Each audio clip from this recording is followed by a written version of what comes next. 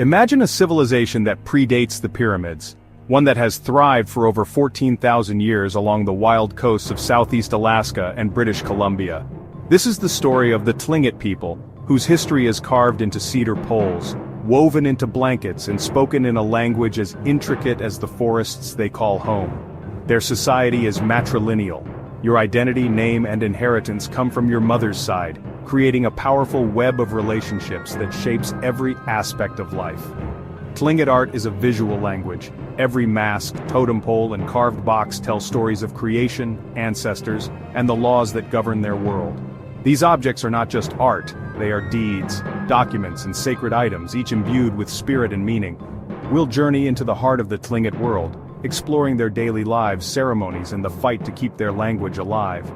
This is a story of resilience, a people whose legacy endures like the mountains and the sea. To understand the Tlingit, you must first understand their home, the Pacific Northwest coast, where mountains plunge into the sea and rainforests create a world of green twilight. The Tongass National Forest, the largest temperate rainforest on Earth, is not just a backdrop, it's a partner and provider. The ocean and rivers were highways and grocery stores, and the Tlingit became master mariners, carving canoes from massive cedar trees. The sea's bounty, salmon, halibut, seals, allowed them to develop a rich culture.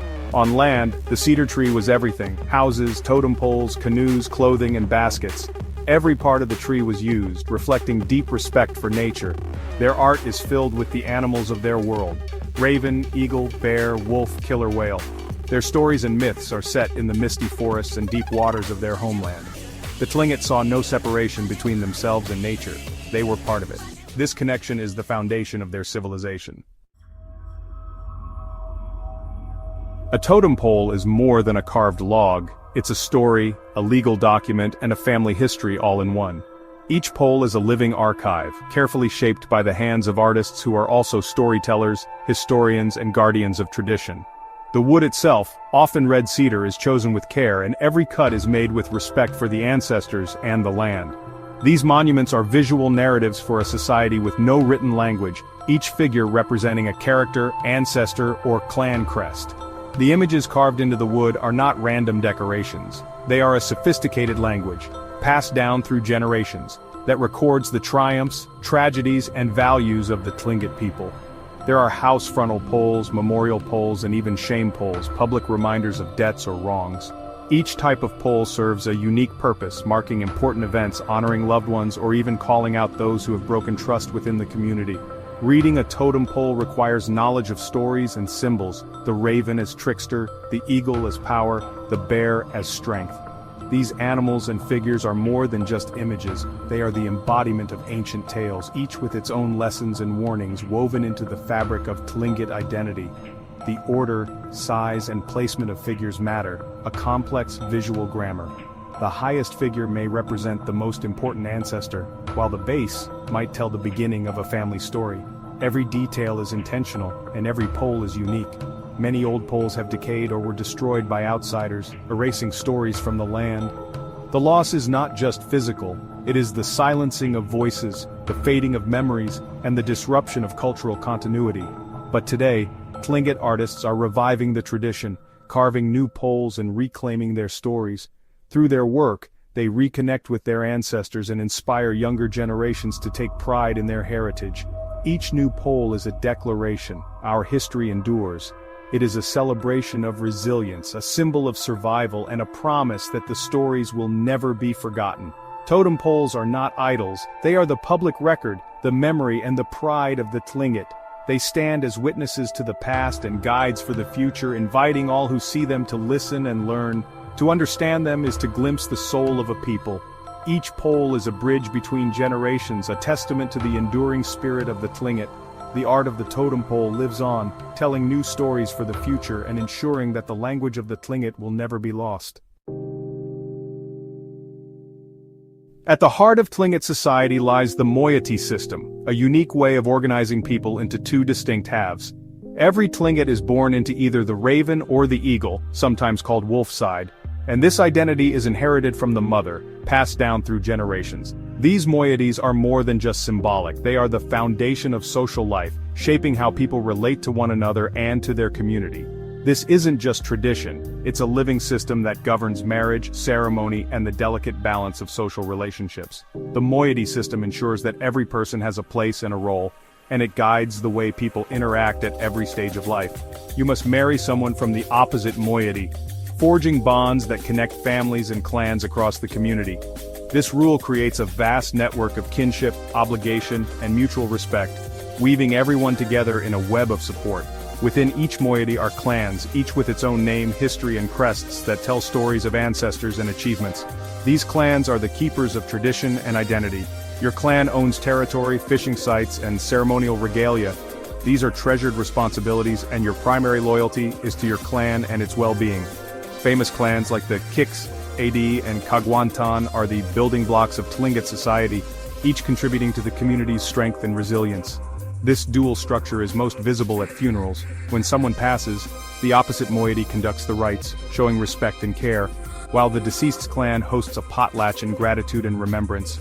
It's a system of mutual support. No family grieves alone, and every loss is shared and honored by the whole community. The moiety and clan system keeps the community balanced, connected, and strong, ensuring that everyone is valued and included. It's a living example of reciprocity and respect, where giving and receiving are woven into the fabric of daily life. Every Tlingit knows their place in this intricate web, learning from elders and passing on knowledge to the next generation. The system is both ancient and enduring, adapting to change while holding fast to its roots. It's the heartbeat of Tlingit identity, a living tradition that continues to unite, guide, and inspire the people today.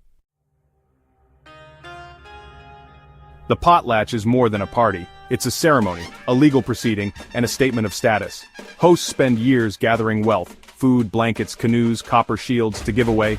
The purpose: to name a child, mourn the dead, raise a totem pole, or transfer a chief's title. Guests, often from the opposite moiety, serve as official witnesses. Accepting gifts is their signature on the contract. The more you give, the higher your status. True wealth is measured by generosity. Early outsiders misunderstood this, and governments even banned potlatches, seeing them as wasteful. But the Tlingit held them in secret, risking punishment to keep tradition alive. Today, potlatches are vibrant again, a symbol of survival and community. They strengthen bonds, honor ancestors, and pass on tradition. The potlatch proves, what you give defines your legacy. It's the ultimate celebration of community. In the firelight, a Tlingit dancer dons a carved mask and becomes a spirit or ancestor. The mask is a conduit between worlds. Each mask is unique, representing animals, ancestors, or supernatural beings, crafted with exquisite detail and artistry.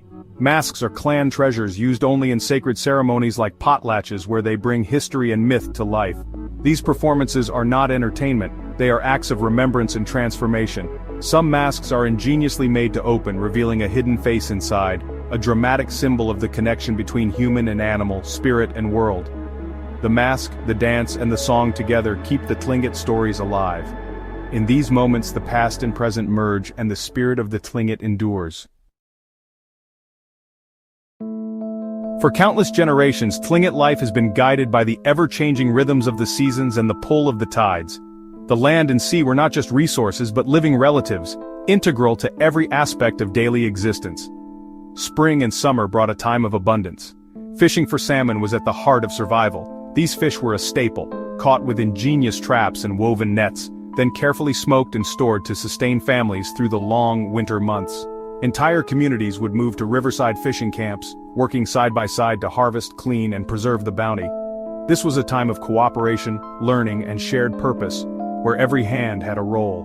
Men ventured into forests and along rocky shores to hunt deer and seals, providing vital meat, hides, and oil for their families. Meanwhile, women and children gathered wild berries, dug for shellfish along the shore, and collected medicinal plants from the forest, passing down knowledge from one generation to the next. Every resource was used with care and intention, reflecting a deep respect and understanding of the land and sea. Nothing was wasted, everything had a purpose. As winter arrived, life shifted indoors. Families gathered in warm cedar clan houses for ceremony, storytelling, and the creation of art. Potlatches, grand feasts, and gift-giving ceremonies were held to honor ancestors and strengthen community bonds. Skilled carvers shaped new totem poles and masks, each telling stories of lineage, history, and spirit. Weavers created intricate blankets, their patterns rich with meaning and tradition, woven with patience and artistry. Elders shared stories, histories, and laws, ensuring that the wisdom of the ancestors would never be forgotten and that each new generation would know their place in the world. Daily life was a careful balance of hard work, communal effort, and spiritual renewal, with gratitude offered to the land, sea, and spirits. The cycle of seasons shaped every aspect of Tlingit existence, guiding when to gather, hunt, and celebrate. Their world was one of abundance, cooperation, and tradition, where every meal and celebration reinforced the bonds of kinship and respect for nature. Even today, these ancient rhythms echo in Tlingit life. Traditions are kept alive, and young people learn from elders, ensuring the culture endures. The land and sea remain at the heart of their identity, a living connection to the past and a guide for the future. The Tlingit language Tlingit is as ancient as the land, complex, beautiful, and unique. Colonization and forced assimilation nearly silenced it. Children were punished for speaking their own tongue. Today only a few hundred fluent speakers remain, mostly elders, but the Tlingit are fighting back with a powerful language revitalization movement.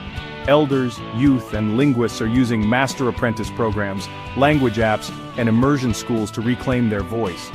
This fight is about more than words, it's about identity, healing, and future generations.